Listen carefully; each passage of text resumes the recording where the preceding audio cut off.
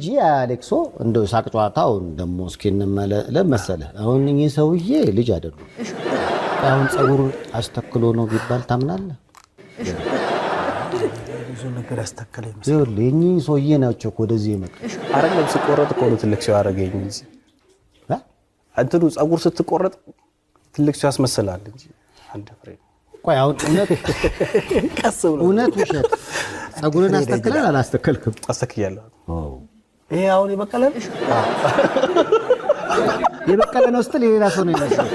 የራሱ ሆኖ የበቀለ ጮክ ብለህ ምናምን ስትናገር አይረግፍም እንደዚህ። በጣም ብዙ ነገር ሰምቼ ነበር የዛኔ ከመተከል በፊትና ይሄኛው ከመተከሉ በፊት በዛ በኩል ያለው ነው።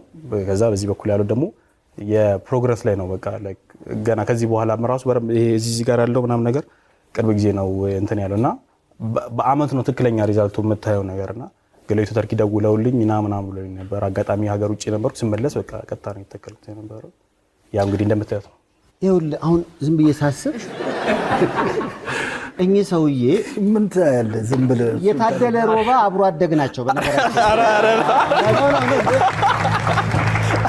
ነው አይደለም። ምን ሆነ መሰለህ ኳስ በጣም እጮታለሁ ከልጅነት የጀመረውና እና ቴስታን ያረገፈው ነው አይደለም። የኔ የላብ እንትን ጸጉር ይመልጣል፣ በጣም ይመልጣል እና ምንድን ነው የሚባለው ቴስቶስትሮን መጠኔ ከፍ ያለ ነው እና ትንሽዬ ነው የሚፈልግ የሞተር ዘይት እሺ ላብ በጣም ያለው ነበርና እሱ ይበለዋል በጣም። ስለዚህ አሁን ያ ላብ ተቀይሯል። አሁን ያስተከልከውስ እንዴት አይመለጥም? ይይዛል። ይሄ ይይዛል። ላብህን አስቀየርሽ?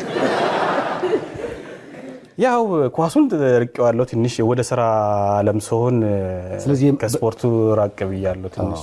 አዎ የዛ ሰፈር ልጆች ደግሞ ብዙ በኳስ አይታሙ።